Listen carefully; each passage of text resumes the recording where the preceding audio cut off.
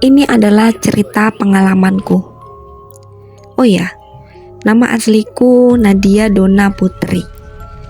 Cerita ini aku alami 6 tahun yang lalu. Ketika aku masih kelas 8 dan baru saja pindah ke kota ini, Bandung. Beginilah ceritanya. Agustus 2008. Malam ini aku lapar sekali. Kulihat tudung saji di meja makan dan mengangkatnya. Ada lauk. Lalu ibuku memanggilku. "Adek," panggilanku ketika di rumah.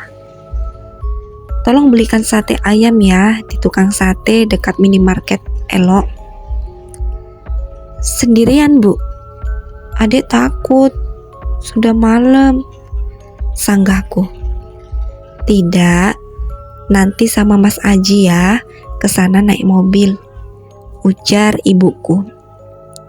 "Iya, Bu," jawabku. Mas Aji adalah kakak laki-lakiku, berambut gondrong tetapi rapi. Ketika aku berdiri di sampingnya, tinggiku hanya sebahunya. Memang, kakakku tinggi dan aku pendek. Kakakku segera mengambil kacamata, dompet, kunci mobil, dan kunci gerbang perumahan. Setiap hari mulai dari maghrib, gerbang perumahan kami digembok oleh Pak Penjaga dan kami harus membuka gerbang sendiri. Karena Pak Penjaga pulang ke rumahnya yang tidak terlalu jauh dari perumahan ini. Kakakku juga mempunyai bakat yang sama seperti ayahku.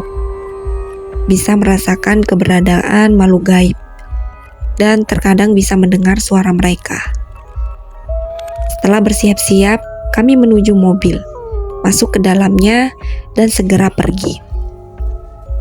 Kemudian pergilah aku dan kakakku ke tempat tukang sate berada. Tidak terlalu jauh dari rumahku.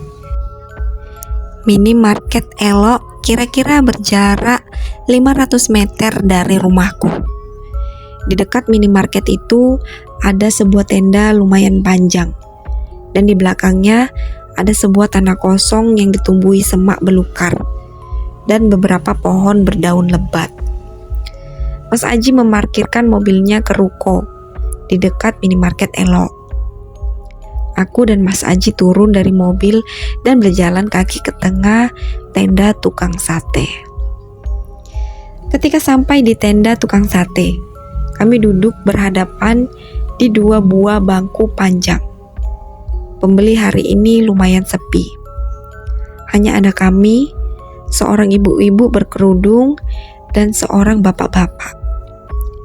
Aku memilih bangku yang di belakangnya adalah tanah kosong.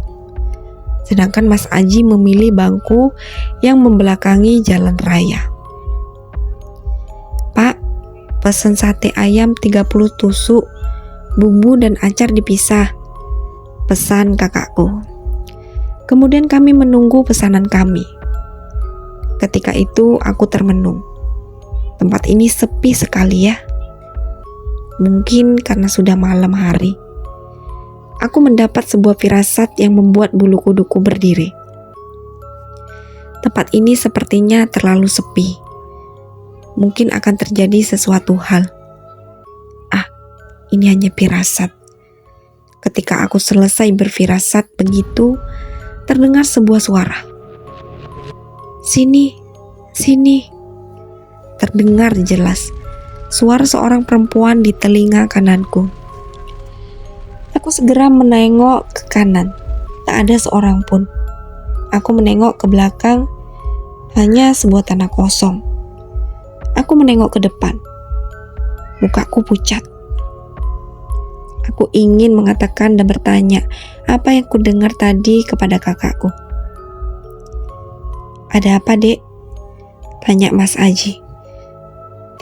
Tidak apa-apa, Mas," jawabku sedikit gugup.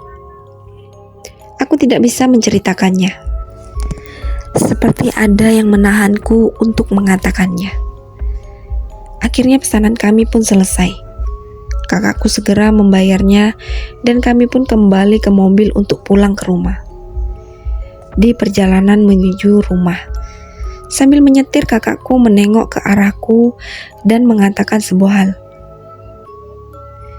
"Adik tadi dibisikin sama perempuan ya?" "Hah? Kenapa Mas Haji tahu?" tanyaku heran. "Dulu Mbak Lati, kakakku yang perempuan, juga pernah dibisikkan di tempat itu," jawabnya. "Oh ya?"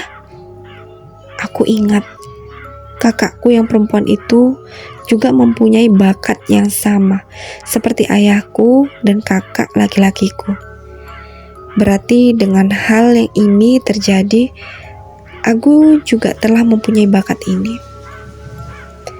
"Kenapa Mas Aji tidak dibisikin?" tanyaku. "Karena aku laki-laki.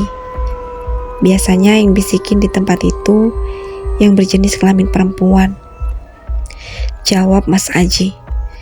Dan ketika aku sampai di rumah, Mas Aji bercerita pada Mbak Lati. "Oh, adik juga tadi dibisikin ya? Mbak juga pernah dulu seperti itu, tapi hanya sekali," tutur Mbak Lati. Setelah aku mengalami itu, aku berjanji akan memperkuat imanku dan tidak akan mudah termenung.